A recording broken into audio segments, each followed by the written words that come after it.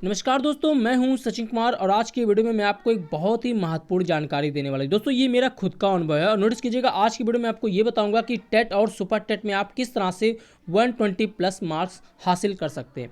देखिए दोस्तों, exam level की बात करें तो एग्जाम लेवल तो बहुत हाई होता जा रहा है एक अध्यापक के लिए। सोचिए दोस्तों, आपको प्राइमरी बच्चों को टीच करना है, उसके लिए गवर्नमेंट ने इतना टफ कर दिया है।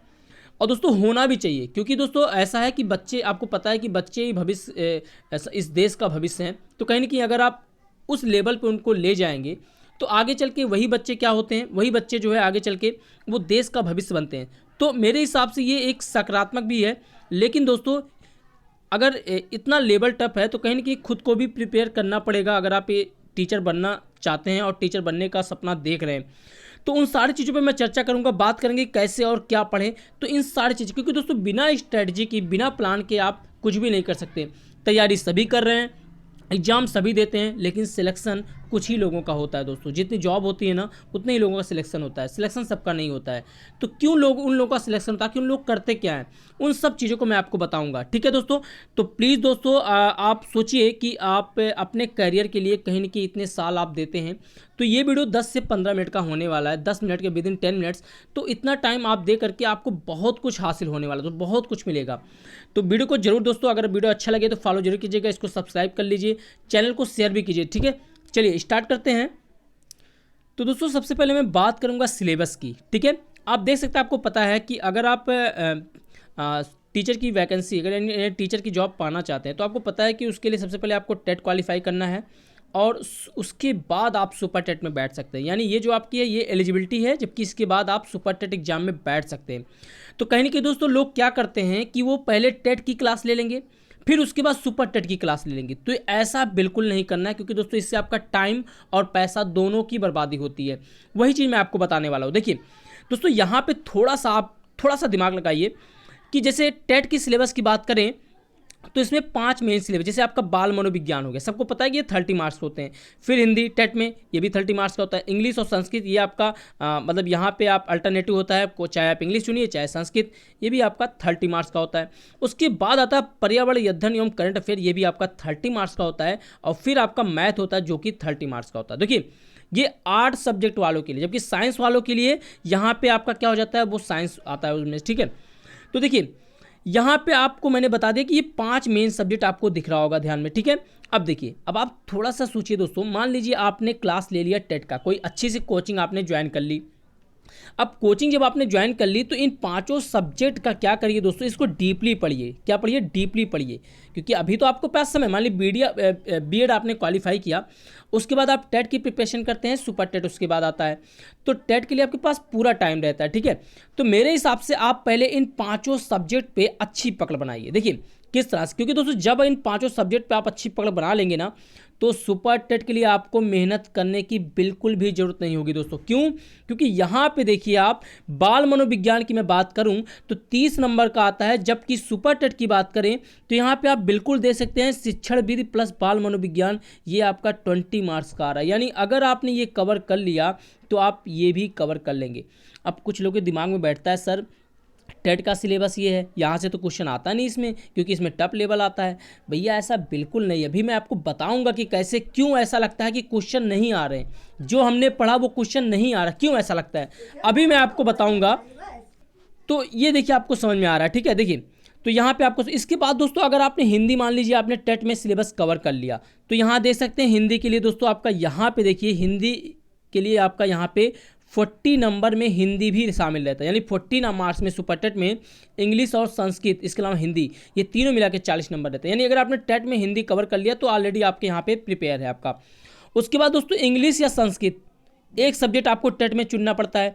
तो अगर मान लीजिए आपने इंग्लिश में आप कमांड बना लिए 30 नंबर का, तो आई होप कि यहाँ पे इंग्लिश भी आपका यहाँ पे कवर होगा। उसके अलावा थोड़ा सा आपको मेहनत क्या करना है कि सुपर टेट में केवल आपको संस्कृत पे ध्यान देना है, तो वो चीज़ आपका यहाँ पे हो जाएगा।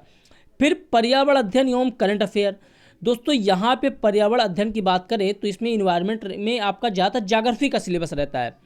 तो अगर आपने यहाँ पे इसको कवर कर लिया, मेरी बात ध्यान समझिएगा, पर्यावरण करंट अफेयर, इसको अगर आपने ध्यान से कवर कर लिया तो यहाँ पे देखिए, यहाँ पे पर्यावरण अध्ययन एवं सामाजिक विज्ञान, देखिए पर्यावरण ये 10 नंबर का आता है। देखिए अब 10 नंबर में पर्यावरण अध्ययन रहेगा एवं सामाजिक विज्ञान भी रहेगा।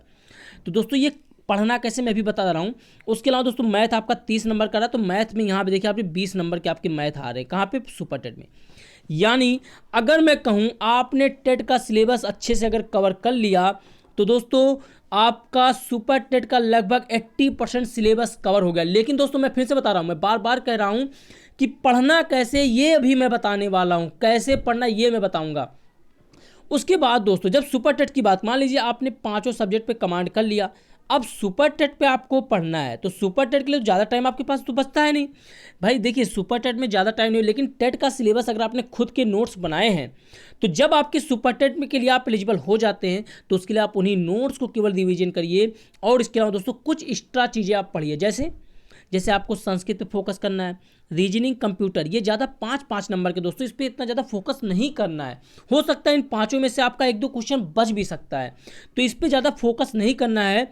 आपको फोकस किस पे करना है, इन मेन 5 सब्जेक्ट पर फोकस करना है। और इसके अलावा दोस्तों एक कोई वीडियो ऐसा पढ़िए जिसमें करंट अफेयर पढ़ाता हूँ, मैं आपको भी बता रहा हूँ।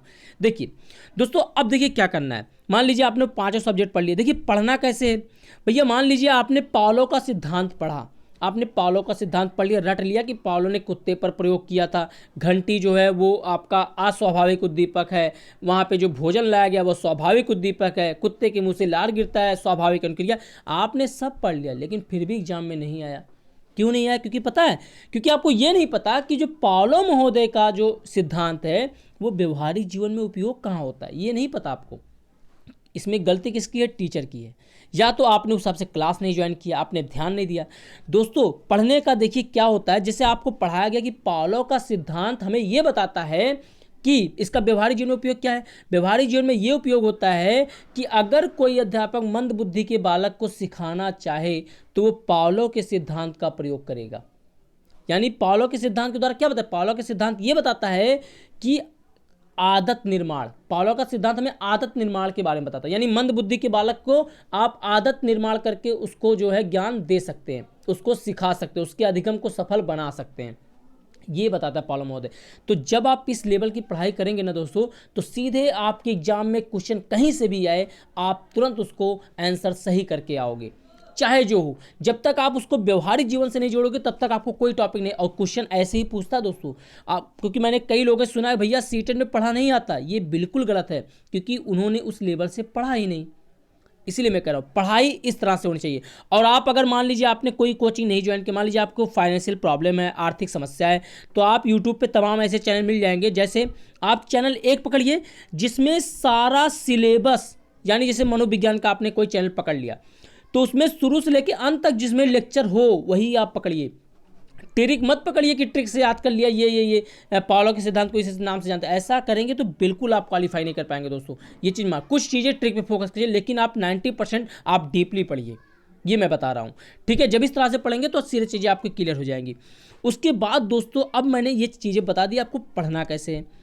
अब जैसे मैं एक चीज़ आपको बताना चाहता हूँ, आपको एक चैनल ऐसा पकड़ना है जो करंट पढ़ाए, करंट। अब देखिए करंट से क्या फ़ायदा है, करंट से ये फ़ायदा दोस्तों, आपको ये जो सामाजिक विज्ञान और इसके बाद सामान्य ज्ञान, करंट अफेयर, रीजनिंग, मतलब ये तमाम चीज़ें दोस्तों जो पर्यावरण अध्ययन, अब क्या इसके लिए आप अलग अलग सब्जेक्ट टाइम देंगे? बोलिए, आपके पास इतना समय है नहीं, है ना? तो पढ़ेंगे कैसे? इसके लिए दोस्तों एक तरीका मैं आपको बता रहा हूँ। देखिए इसके लिए दोस्तों आप करंट से संबंधित क्वेश्चन सॉल्व करिए। करंट से संबंधित जैसे मान लीजिए अभी रिसेंटली एक क्वेश्चन पूछा, मान लीजिए करंट का एक क्वेश्चन आया, मान लीजिए आप कोई चैनल देख रहे हैं तो करंट में एक क्वेश्चन आया कि हाल ही में गोवा मुक्ति दिवस मनाया गया, प्रत्येक वर्ष यह दिवस मनाया जाता है।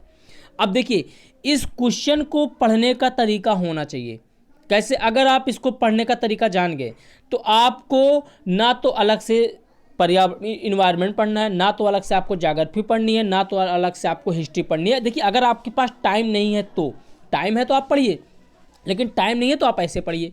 कैसे? मान लीजिए आपसे पूछा कि हाल ही में गोवा मुक्ति दिवस मनाया गया, तो भैया गोवा मुक्ति दिवस को में पकड़िए गोवा। देखिए आपका करंट भी तैयार हो रहा है, दिवस मनाया जाता है, तो आपने तुरंत इसको टिक कर दिया, मान लीजिए इसमें रट लिया आपने।